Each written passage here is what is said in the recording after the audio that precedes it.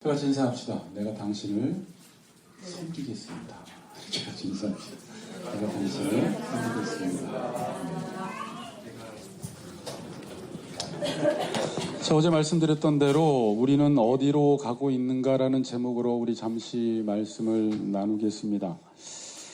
우리 공동체는 지금 어디로 가고 있을까요? 이제 11년이 지났는데 한번 이 수련에서 좀 좌표를 좀 찍어 보려고 합니다. 우리가 열심히 공부를 하다 보면 가끔은 왜 공부를 해야 하는지 알지 못한 채 공부하는 적도 있고, 또 일할 일도 그렇고요, 삶도 그렇고, 열심히 살다 보면 내가 어디로 가고 있지? 그냥 열심히는 살아가는데 어디로 가는지 모르는 채 열심히 달려가는 적이 있어요, 습관적으로. 그래서 우리가 이번 수련회를 맞아서 저도 다시 제가 지금까지 개척해 오고 또 여기까지 어떻게 왔으며 또 지금 이 시점에서는 어디로 가야 할지 한번 좌표를 다시 한번 찍어보는 이 시간을 가졌으면 좋겠어요. 자, 프랑스 소설가 폴 부르제가 쓴 유명한 문구가 있는데 여러분들도 알 거예요. 생각하는 대로 살지 않으면 사는 대로 생각하게 된다. 그러니까 이 문구는 사는 대로 생각하지 말고 생각하면서 살자는 것입니다. 자, 그런데 생각한다고 해서 다 잘 사는 것은 아닙니다. 아무리 많이 생각을 해도 그 생각이 잘못되면 생각하면서 산다고 해도 좋은 삶을 사는 것이 아닙니다. 문제는 생각이 문제죠. 로마서 8장에도 나왔지만 육신의 생각은 사망이요 영의 생각은 생명과 평안이니라. 같은 생각인데 우리가 육신의 생각을 할 수도 있고 영의 생각을 할 수도 있는 것이죠. 그러니까 어떤 생각을 하느냐가 우리에게는 너무나 중요해요. 인간은 생각하는 존재입니다. 이 말은요, 우리가 어디론가 가고 있다라는 말입니다. 왜냐하면요, 인간은 생각하면 생각으로 끝나는 것이 아니라 생각한 대로 판단하고 생각한 대로 행동하기 때문입니다. 그러니까 여러분들이 지금 생각한 대로 인생이 만들어지고 있는 거예요. 에레미야서의 6장 19절에 보면 너희들이 재앙당한 것은 너희들의 생각의 결과라고 말씀하고 있습니다.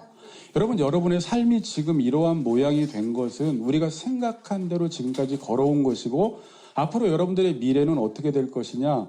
여러분들이 지금 생각하는 대로 걸어가기 때문에 지금 생각이 미래를 결정하는 것입니다.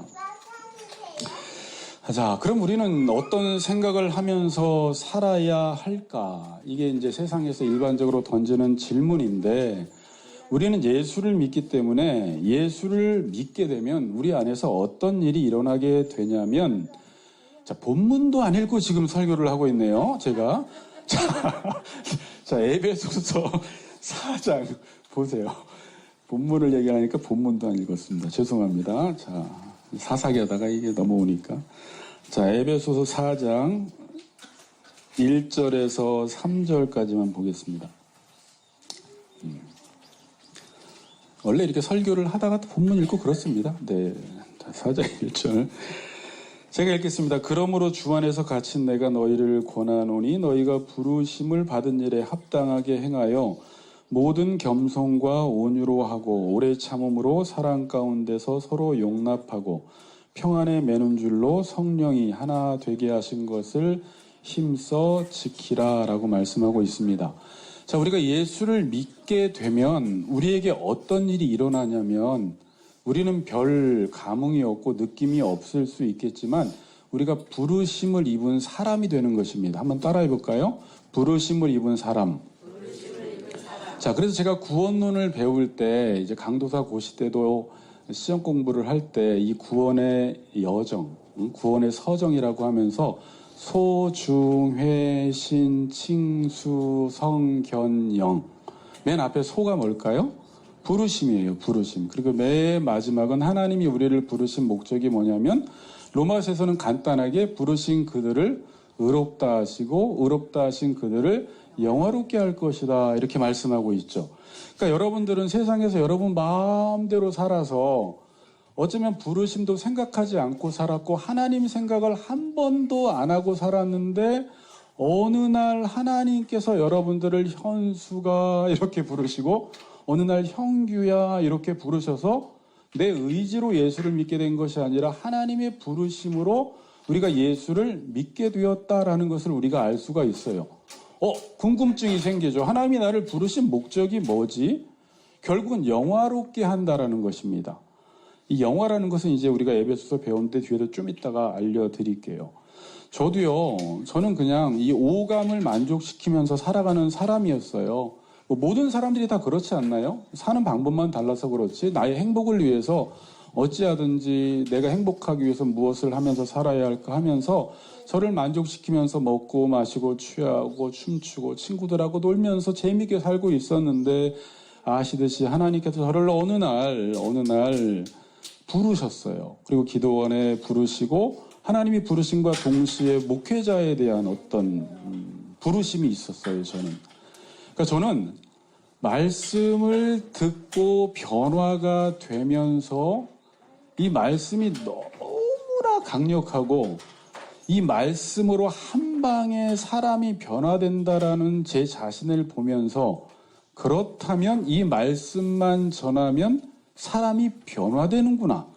말씀은 사람을 변화시키는 힘이 있구나라는 것을 깨닫고 목회자는 아니었지만 부르심을 받고 나서 어떤 말씀을 읽고 들으면 이 머릿속에 새겨져서 제가 만나는 사람들에게 그 말씀을 다시 읊었습니다. 그러면 사람들이 그 말씀을 듣고 마음이 변화가 되고 뭔가 그 말씀대로 살아야 될 것 같다라는 부담감을 갖고 형이, 오빠가 말하면 그 말씀이 맞는 것 같아라는 하나님이 말씀의 권세와 힘을 주시면서 하나님이 이 말씀의 은사를 저에게 주셨나 보다라는 생각을 동시적으로 하면서 신학을 하게 된 것입니다. 여러분들도 하나님이 여러분들을 부르셨습니다. 부르신 이유는 뭐냐면 어디론가 데려가기 위해서 여러분들을 부르신 거예요. 이걸 쉽게 하나님은 나를 향한 놀라운 계획을 가지고 계십니다 라고 우리는 보통 이야기를 해요. 여러분들의 모습은 지금 여러분들의 모습으로 끝나는 게 아니라 부르신 순간부터 하나님은 여러분들이 모태에 있을 때부터 아셔서 여러분들을 부르신 순간부터 가장 영화로운 자료로 여러분들을 지금 이끌어 가기를 원하시고 계시며 지금도 여러분들은 그 과정 가운데 있는 것입니다. 그래서 예수를 믿은 다음부터 삶이 혼란스러워집니다. 왜냐하면 예전에는 내가 생각한 대로 살면 됐어요. 내가 계획해서 제2형이니까 이런 계획을 세우고 내년엔 이런 계획을 세우고 10년 후에는 이런 계획을 세우고 노년엔 이런 계획을 세워서 내가 살아가면 됐는데 이게 부르심을 입은 사람이라는 생각을 했을 때 인간의 계획이 하나님의 계획과 일치하지 않을 때 이게 얼마나 큰 범죄인지를 깨닫게 돼요. 제가 이진석 교수님을 만났을 때 그분이 쓴 책이 하나님의 계획과 인간의 계획이라는 것인데 이게 너무나 중요한 주제라는 걸 알았어요. 우리가 하나님의 부르심을 받아놓고 내 인생을 내 마음대로 계획 세워서 살아간다라는 게 하나님의 부르심을 거역하는 거잖아요. 지금 하나님은 나를 어디론가 이끌고 가시는데 내 생각이, 이 육신의 생각이 성령의 생각을 막아버릴 수 있다라는 생각을 하니까 그때부터는 생각하는 것도 두려워지기 시작하는 거죠. 바른 생각을 해야 되고 말씀에 근거해서 생각을 해야 되고 하나님이 나에게 어떤 음성을 주시는지 그 기초로 해서 생각을 하지 않으면 우리는 삶이 잘못될 수밖에 없다라는 것입니다. 자, 그래서 하나님이 우리를 부르시면 내 인생 속에서 주파수가 하나 더 생깁니다. 제가 이렇게 원고를 기록하다 이 주파수는 뭘까? 그냥 생각이 안 나서 부르심 주파수 이렇게 썼어요, 그냥. 그러니까 여러분들이 지금 생각하면서 사는데 부르심의 주파수에 여러분의 생각을 딱 맞추는 순간 그 하나님의 음성이 확 들리기 시작해요. 근데 여러분들이 지금 생각하는 건 자유예요. 근데 지금 다른 주파수가 막 떠돌아다니고 있어요. 지금도 여러분들이 육신의 정욕의 생각과 세상의 소리들과 남편의 생각과 아내의 생각과 친구의 생각들 주파수가 다니고 있다가 여러분이 주파수를 아내, 남편, 상사, 직장 맞춰서 그 음성을 따다가 살아갈 수가 있습니다. 근데 우리는 그렇게 살면 안 돼요. 왜냐하면 하나님이 나를 부르셨기 때문에 처음 부르셨다라는 건 계속 나를 부르신다라는 뜻이에요. 그래서 여러분들이 요한복음 10장을 읽어보시면 양과 목자의 관계를 설명하면서 10장 27절에 내 양은 내 음성을 들으며 나는 저희를 알며 저희는 나를 따르니라 그래요. 그러니까 여러분들은요 알게 모르게 목자의 음성을 분별할 수 있습니다. 어떤 음성을 들으면 이게 목자의 음성이다. 이게 하나님의 음성이다. 우리 거나 미나도 엄마 아빠의 음성인지 사기꾼의 음성인지 목사님의 음성인지 분별을 다 하듯이 우리도 하나님의 자녀가 된 다음부터는 우리 안에 성령께서 오셔서 이게 성령의 음성인지 이단의 음성인지 사람의 음성인지 내 정욕의 음성인지를 분별할 수 있다라는 것입니다. 그래서 여러분들은 지금부터 어떻게 살아야 하냐면 뭐 이게 하나님의 뜻이다, 어떻게 하나님의 음성을 듣느냐 뭐 이런 주제로 책을 쓰지만 여러분들이 늘 하나님이 나를 부르신다라는 생각을 전제하에 여러분들의 생각을 부르심의 주파수에 맞추기 시작하고 그분을 앙망하고 그분을 바라보면 하나님이 항상 여러분들에게 말씀하시는 것을 경험할 수 있을 거예요. 사사기 시대와 사무엘 초창기에는 이 부르심에 대해서 익숙하지 않았기 때문에 사무엘을 불러도 이게 하나님의 음성인지 아닌지를 잘 몰랐어요. 그러다가 사무엘이 하나님의 음성을 듣기 시작했고 그 음성을 통해서 이제 하나님의 말씀을 전할 때 땅에 떨어지지 않고 역사하기 시작했잖아요. 그래서 여러분들이 부르심을 받고 우리가 앞으로 살아갈 때 제일 중요한 것이 무엇이냐면 부르심의 음성을 계속 들어야 합니다. 제가 찬송가를 몇 개 찾아봤더니 부르심에 관한 게 예수가 우리를 부르는 소리 금성 부드러워. 그게 부드럽습니까? 까칠합니까? 여러분들은? 가끔은 내 생각대로 살려면 까칠할 수가 있겠죠. 뭐 간절히 오라고 부르실 때 우리가 지체하지 말자는 이런 찬송가. 또 323장 목사님들 예전에 많이 불렀던 찬양 부름받아 나소님은 어디든지 가오리다. 지금 이런 찬양 부담돼서 안 부르지만 근데 막 우리가 부름받아 나섰으면 주님이 부르신 대로 어디든지 가야 하는 것이 우리의 사명이 맞아요. 그리고 이제 예배 마친 이후에 우리가 부를 찬양이 나는 부르신 곳에서 예배하겠다라는 것이고요. 우리 교회에서는 많이 부르진 않았는데 다른 교회에서 많이 부르는 찬양이 있는데 그 하나님의 부르심에는 후회가 없네라는 찬양도 있습니다. 뒤에 가사가 내가 이 자리에 선 것도 주의 부르심이라. 여러분들이 지금 이 자리에 온 것도 내가 온 것 같지만 내가 형기 집사 만난 것 같지만 미연자매 아니에요. 하나님이 불러주셔서 여기까지 왔고 지금 살아가고 있다라는 것입니다.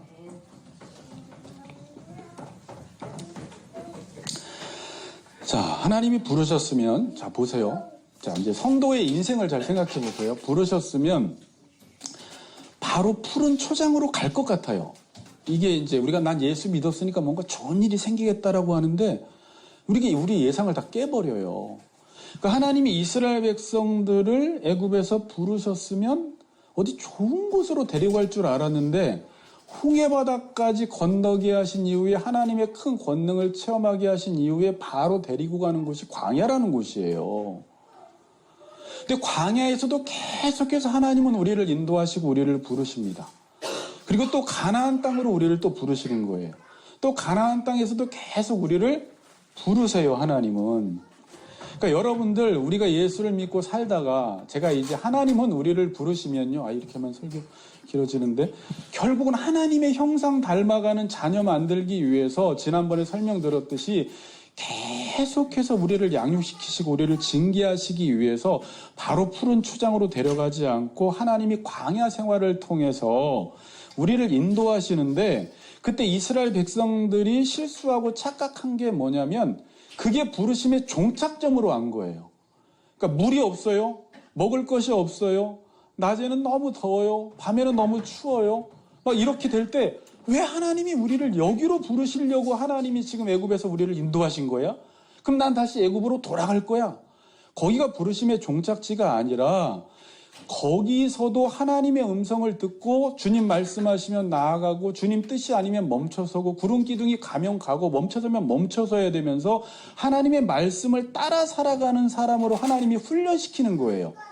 이전에는 내 뜻을 따라 살아가는데 익숙한 죄의 종이었기 때문에 하나님이 지금은 가 그러면 가고 멈춰 그러면 멈추고 있어 그러면 있어 먹어 그러면 먹고 이런 사람으로 우리를 훈련시키시기 위해서 지금도 훈련 과정 가운데 우리가 있는 것입니다. 그런 차원에서 여러분들도 지금 나의 삶 속에서 생각해 보세요. 저도 이제 지금 교회를 하다가 인간적으로 좀 어려운 시기가 왔을 때 이게 그냥 내가 잘못한 건가? 세상적인 사업적 개념으로 보면 뭔가 잘못했다.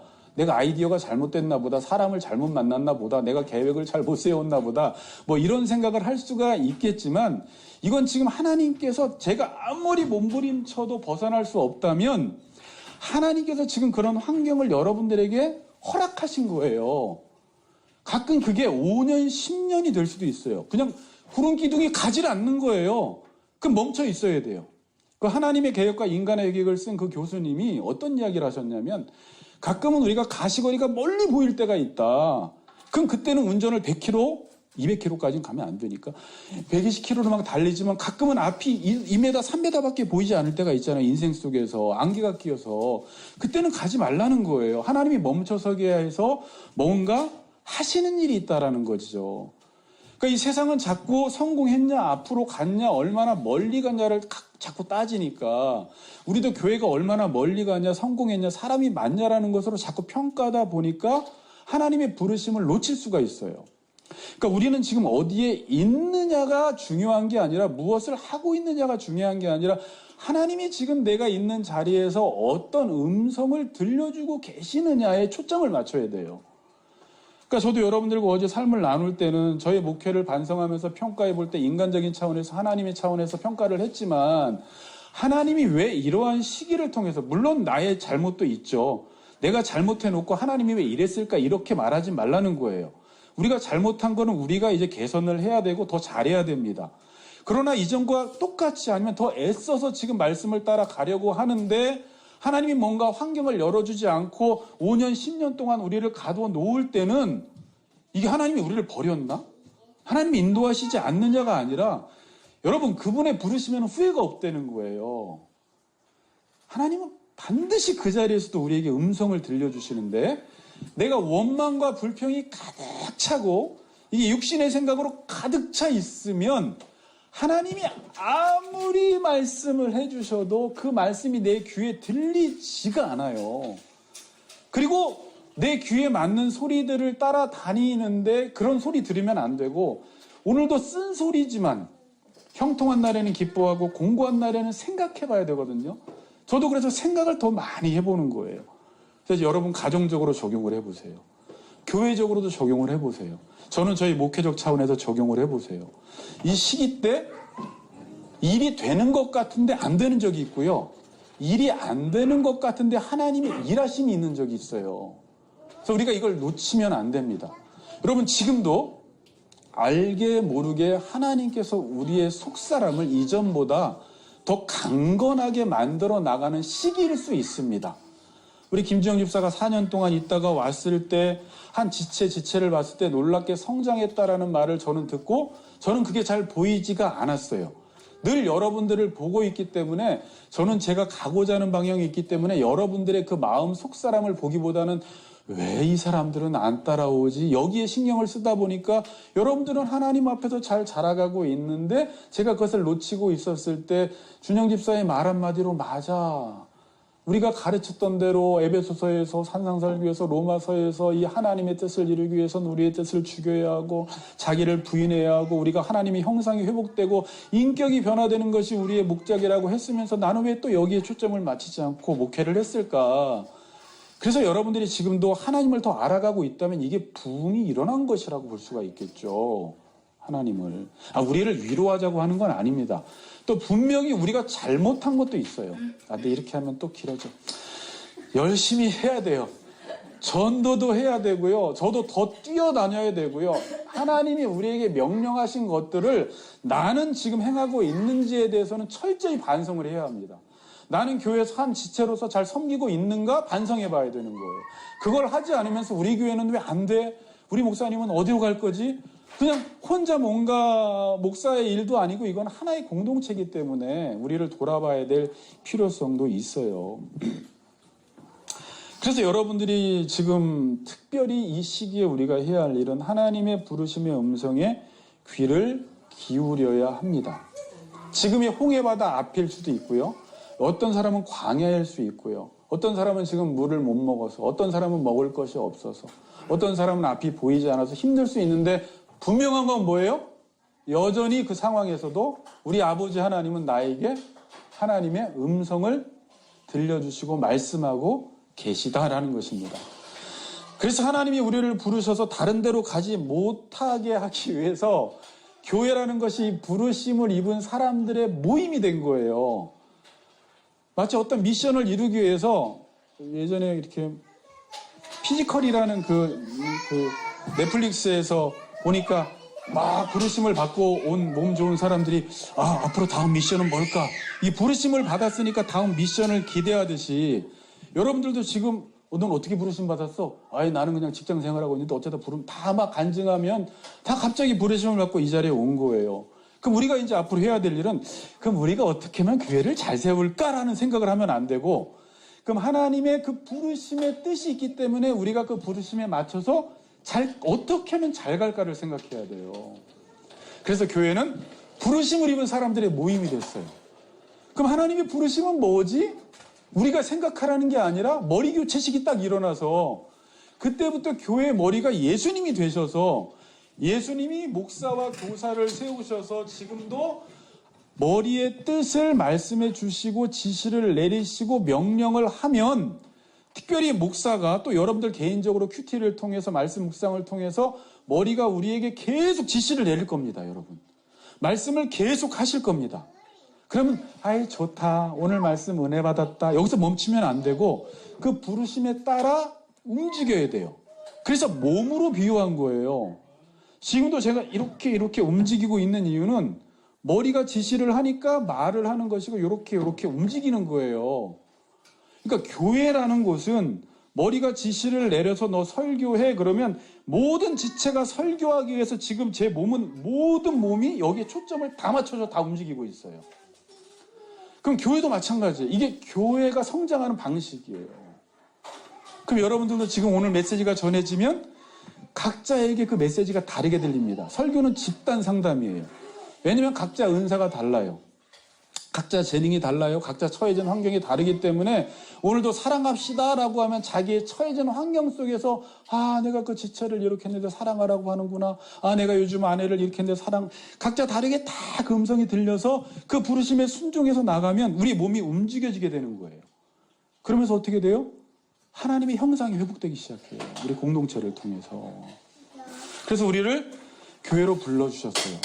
제가 이 설교를 준비하면서 이거는 지금 한마디 뚝 던지는 게 아니라 제가 예배당을 구하기 전까지 특별히 11월 말까지는 제가 매일매일 에베소서 4장을 월요일마다 한 편씩 올려드릴 테니까 여러분들이 다시 한번 이 에베소서 4장을 다 같이 들으면 좋을 것 같아요. 그러면서 기도하면서 우리가 예배당을 찾고 하나님의 뜻을 찾아 나가면 좋을 것 같습니다.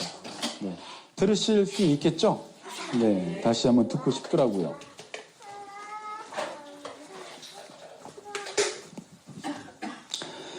자, 근데 이 부르심에 순종하지 않으면요, 바로 여러분들이 사사기로 돌아가서 자기 소견에 옳은 대로 살아가고 육신의 생각대로 살아가게 되면 교회는 또 어려움을 당하게 됩니다. 여러분들은 서로 이야기를 할 때 공유되는 게 있고 반드시 공통점이 있어야 돼요. 이 교회에서는 교제가 재밌어야 돼요. 다른 데서는 교제가 안 되는데 여기는 머리의 지시를 같이 들은 사람이기 때문에 대화를 하면 그 뜻에 의해서 그걸 기초로 해서 대화를 나누면 이게 지체 의식을 갖게 되는 거고요. 이게 이제 공동체구나라는 것을 거기서 공동체 의식을 갖게 됩니다. 나눔이 너무 재밌어요. 같은 뜻에 의해서 나누기 때문에. 주여. 자, 그리고 부처처럼 거기 앉으셔가지고. 네, 감사합니다. 네. 제가 개척을 왜 했냐면 어제 아내한테도 다시 이야기하는 걸 듣고 저는 제가 이제 동부교회 제 모교회로 돌아오자마자 최 목사님을 만났고 그때 청년부 예배 숫자가 한 15명에서 한 18명, 19명이 나왔어요. 그러니까 완전히 주저앉아 있었어요. 제가 다 사역자 아닐 때 제가 청년부로 들어갔을 때. 근데 그때 마침 또 누가 오셨냐면 최 목사님이 오셨어요. 그리고 그때 임원이 누구였냐면 제가 회장이고 그때 윤만국이가 총무였고 그 다음에 조혜경 씨가 부회장이었고 김숙정 자매가 서기였는데 어떻게 됐냐면요. 저 목회자 됐고 윤만국 목회자 됐고 조혜경 목회자 됐고 김숙정 선교사 됐어요. 모든 임원들이 얼마나 큰 은혜를 그때 받았는지 임원이 다 그냥 사역자가 돼버린 거예요. 그러니까 제가 여기서 부흥을 경험을 했어요. 부흥을. 그래서 지금까지도 동부교회는 우리 때를 지금도 전설로 알고 있더라고요. 그러니까 그땐 특별했다. 그땐 19명이 갑자기 이제 시간이 지나면서 100명이 돼가기, 단순한 100명이 아니고요. 제가 그때 경험한 건 뭐냐면, 아까 말씀드렸듯이, 저는 먹고 마시고 춤추고 뭐 친구들과 당구를 치고 이래야지만 인생이 행복할 줄 알았는데, 여기 와서 한 거는 이겁니다. 말씀, 제 목사님. 그 다음에 목사님은 기도회를 안 했습니다. 저를 시켰어요. 수련회 때도. 청년부 회장을. 기도회. 그 다음에 제자훈련을 주일날 12시 반까지, 9시부터 3시간 반을 하고 다 새벽에 집에 돌아갔어요. 그렇게 2년 가까이를 했습니다. 그 다음에 선교. 그러니까 제가 한 건 뭐냐면 말씀과 기도와 제자훈련과 선교를 배웠어요. 여기서. 그때 청년들이 부흥이 일어나는데, 여러분 부흥이 일어난다고 사이가 다 좋은 게 아닙니다. 나중에 조희경 목사한테 물어보세요. 맨날 싸웠다고 하고, 오빠 왜 이렇게 그때 진지했냐고, 회의를 하는데 그렇게 왜 이렇게 진지하게 했냐고 하면서 막 치고받고 싸우고, 치지는 않았습니다, 여자를. 근데 어쨌든 막 뛰쳐나가고 그러면서 살았지만, 그리고 선교를 나갔지만, 그 안에서 저는 놀라운 부흥을 경험해서 그때 이런 생각을 했어요. 왜 이렇게 행복하지? 이게 하나님 나라인가 보다. 이게 먹고 마시지 않아도 하나님은 먹는데 맛있는 게 아니라 의와 평강과 희락이라고 했는데, 아, 내가 지금 하나님의 나라를 맛보았구나라는 생각을 했고, 그때부터 나는 개척을 해야 되겠다라는, 그러니까 저는 개척이 아니에요. 그냥 이런 공동체가 존재해서 살아가면 인생이 얼마나 행복할까라는 생각을 했어요. 그래서 그런 차원에서 난 앞으로 개척을 해야 되겠다. 안에 만나서도 개척. 그 당시에 강도사 때도 청년들만 보면 우리 개척 멤버 하자. 개척하자. 우리 허은석 형제한테 개척하자. 아직까지 같이 안 하지만 개척하자 하면서 계속 개척을 외치면서 다녔던 것 같아요. 그리고 처음 28살에 전도사로 사역을 하게 됐습니다. 중고등부 학생을 맡았어요.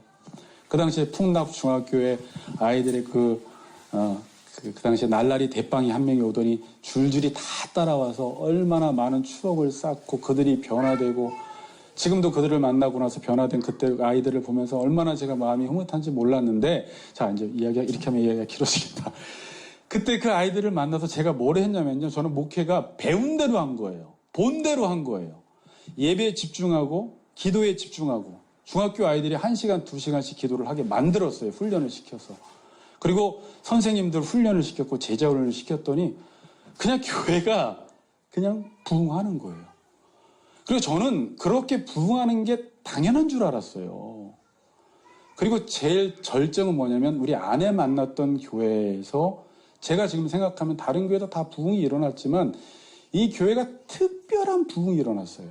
교회가 어려울 때.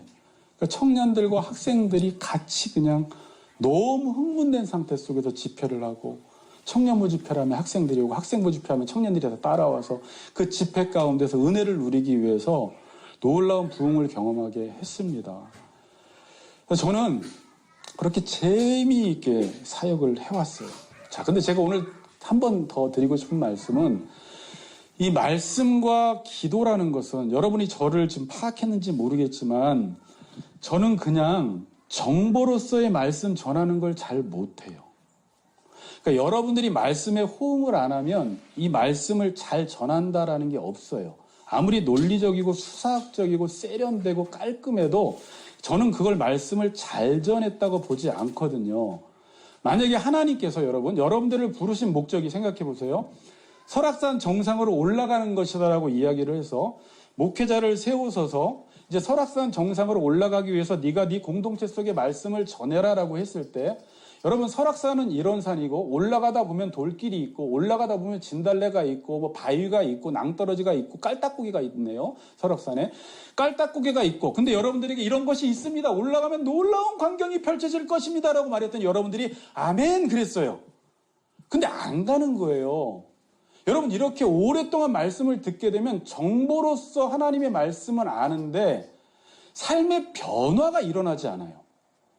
그냥 또 다음 주에 또 전하는 거예요. 설악산에 올라가면 저게 있고요. 새가, 산새가 찍찍거리고요. 날씨가 뭐 이렇고요. 그러면 또 아멘 그러고 자기는 안 올라가는 거예요. 근데 말씀은 어떻게 해야 되냐면, 전하는 목적이 가기 위해서 전하는 거예요. 그럼 여러분들이 가다가 막 힘들고 넘어지고 막 그래요. 근데 힘든데 뭘 경험하냐면, 말씀 전한 걸 자기가 행하면서 그걸 체험하게 되고, 경험하게 되면서 말씀을 확인을 하게 됩니다. 그래서 올라가면서 힘들지만 너무 재밌는 거예요. 말씀이 맞네? 깔딱 보기엔 힘드네?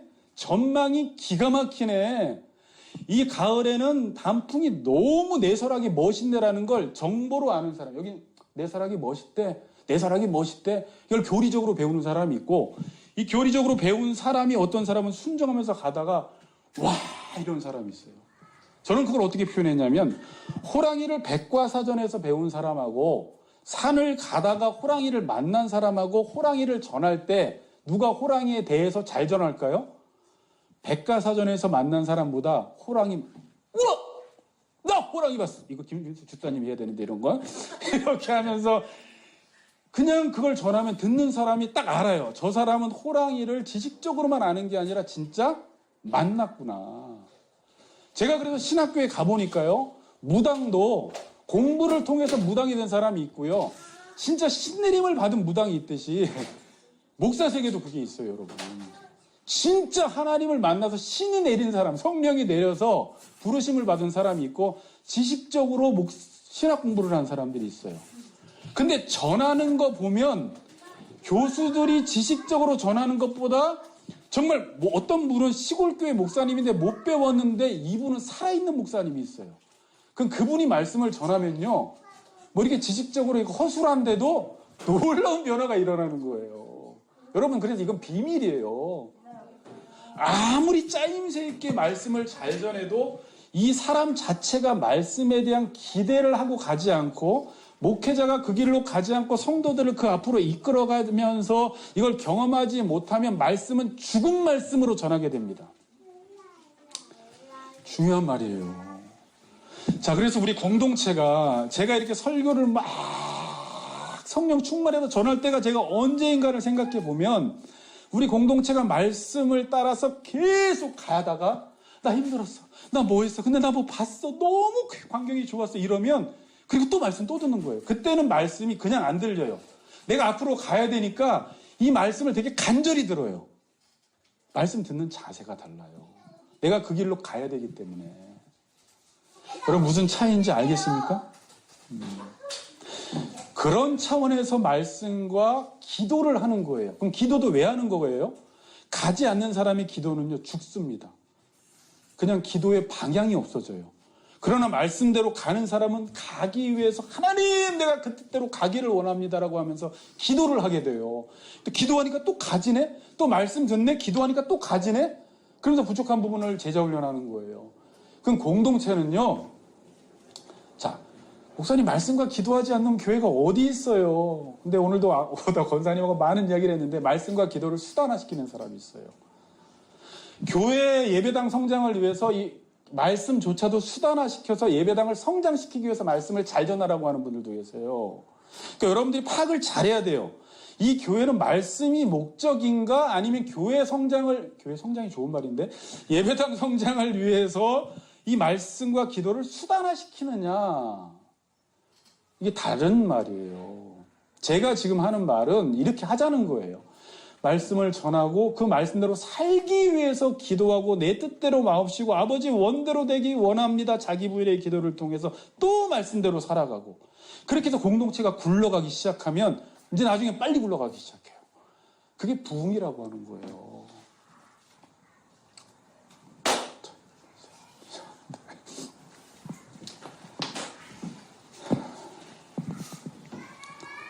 그래서 에베소서 4장 13절은요, 하나님을 아는 것과 믿는 일에 하나가 되려고 해야지, 하나가 되어야지 온전한 사람이 된다는 거예요. 아는 것과 믿는 일에 하나가 된다, 이 말이 그 말이에요. 저는 개척을 한 이유가 이 기쁨을 계속 맛보기 위해서였어요.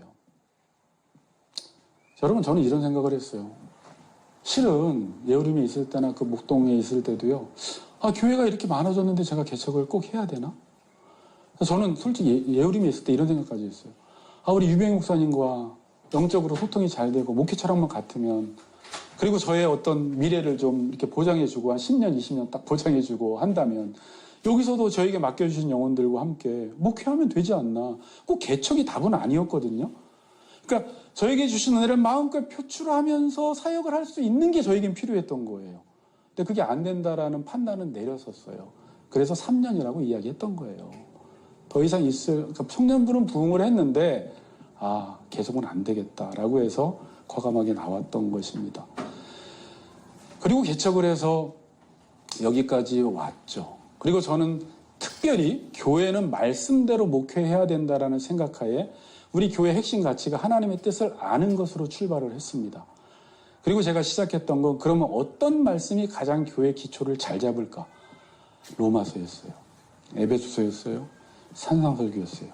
여러분들은 알게 모르게 제일 어려운 설교를 들었던 거예요. 그리고 야고보서를 하나 더 했습니다. 이 정도면은 우리 성도들이 기초를 잡을 수 있겠다라는 생각하에 그렇게 해왔고 또 재밌게 배웠고 저는 우리 성도님들이 다음 학교에서 나눔을 너무 좋아하는 모습을 보고 너무 행복했어요. 그 당시 했던 말들이 나눔하면 힐링이 된다. 그리고 나눔하기 위해서 아침에 얼마나 일찍 들어오시는지 몰라요. 그래서 저는 그냥 뒤에서 그것만 봐도 그래 저렇게 하면 돼. 말씀 듣고 저분들이 저걸 충분히 나누면 저분들이 가정에서 변화될 거야. 그리고 변화가 되고 있더라고요. 그런데 제가 이제 어제 말씀드렸듯이 이 다음 학교에서 안주하면 안 되고 다음 단계를 준비해야 되는데 코로나가 터져버린 거예요.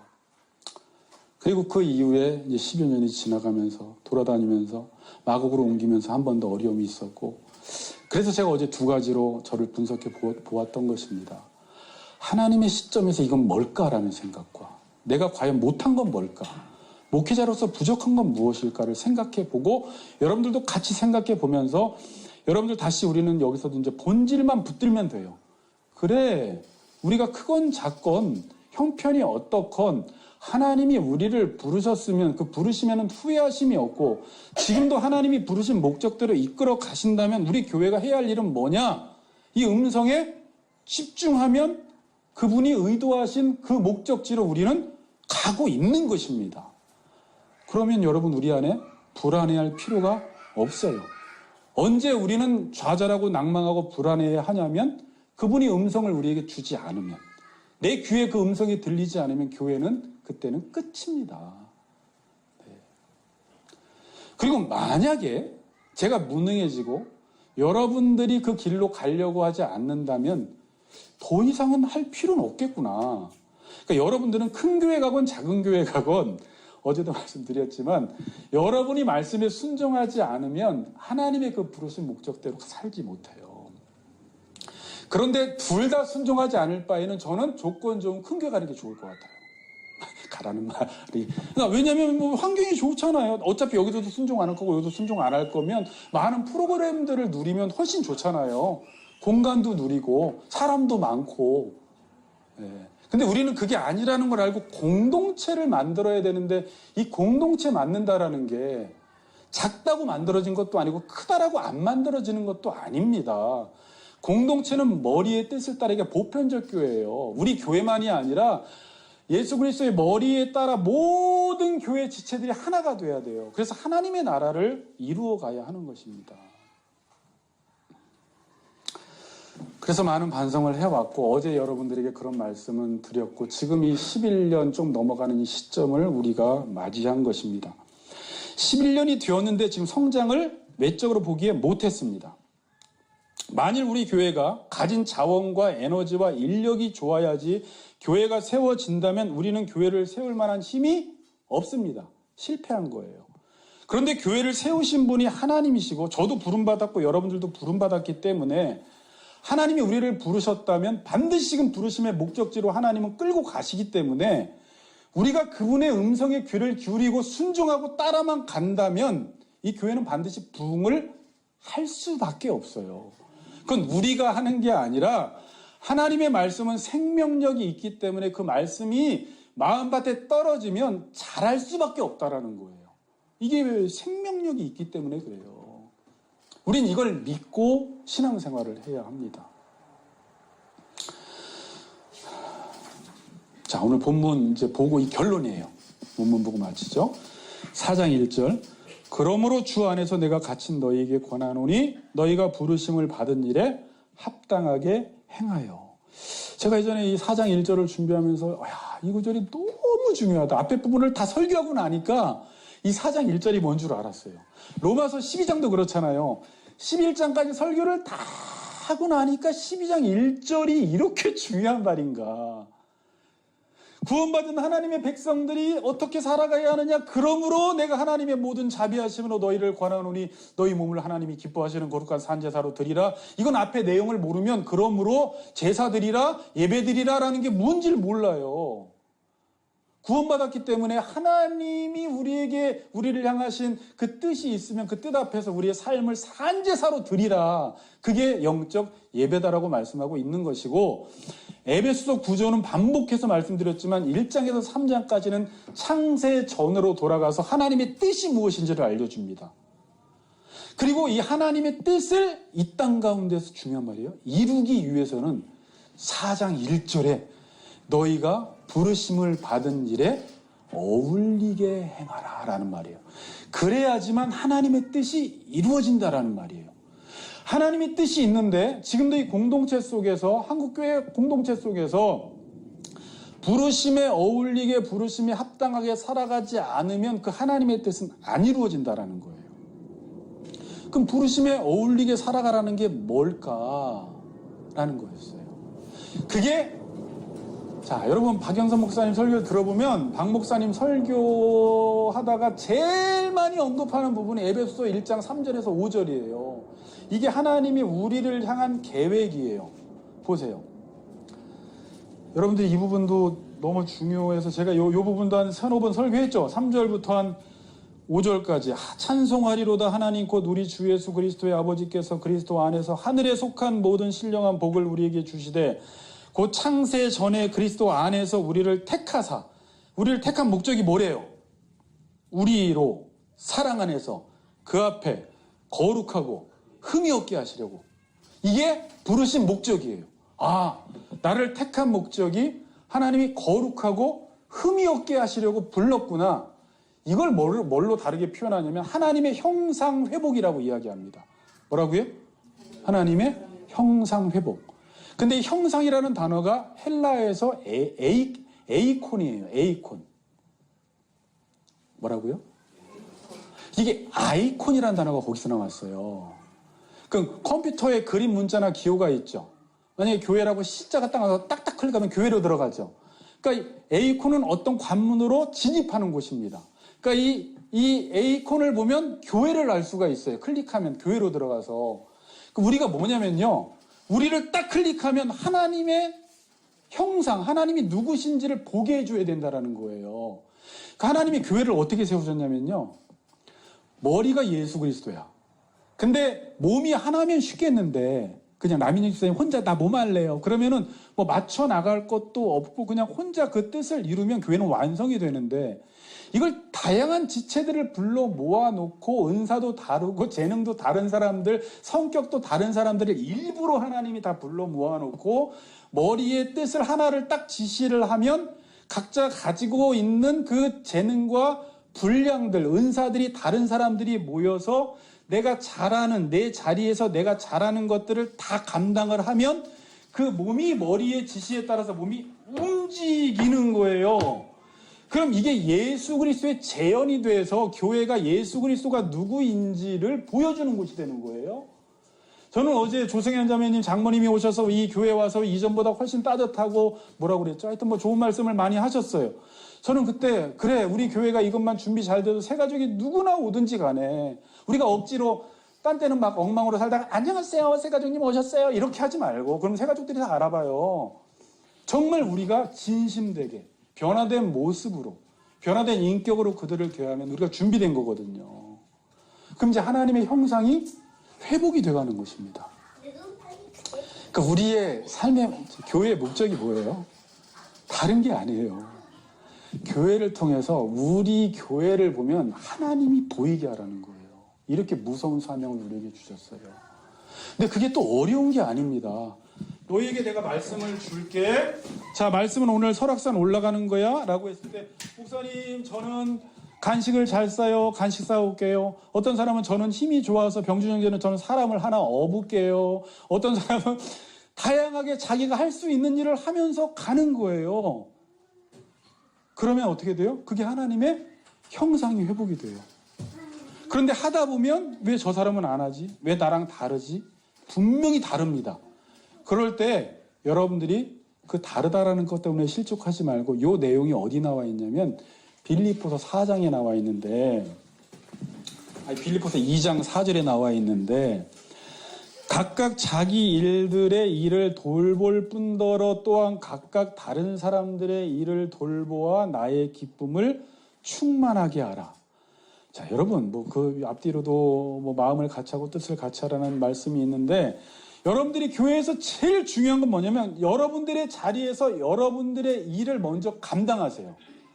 그러면 교회 전체는 움직여지는 거예요. 모든 사람이 각자 자리에서 자기 일을 감당하면 그게 교회 몸이 움직여지는 거예요, 전체가. 그런데 어떤 사람이 믿음이 연약해서 자리를 못 지키는 사람이 있어요. 자기를 감당 못하는 사람이 있어요. 그럼 형규 집사, 그럼 직장에서는 그걸 어떻게 하지? 감당하라고 했는데 감당을 안 해.